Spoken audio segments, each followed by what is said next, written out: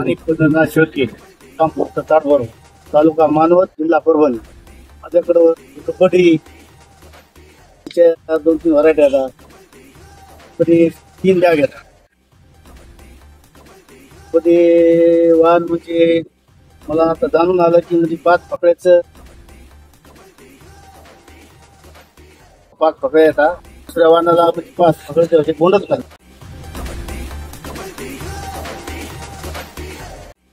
ते 100 बोंड आता सध्या झाडाला आहे, तयार आहेत. तयार आहेत. मग आपल्याला ॲव्हरेज किती येईल बॅगला? बॅगला 20 क्विंटलचा ॲव्हरेज यायला पाहिजे. यायला पाहिजे. हो असं तर प्लॉट जबरदस्त दिसतोय तुमचा. हो. आता तुम्ही शेतकऱ्यांना, आमच्या शेतकरी बांधवांना काय सांगा? शेतकरी बांधवांना विनंती बाबा, पुढच्या वर्षी कबड्डी वाहन हे लावावे. चांगलं आहे ना? नंबर 1 आहे.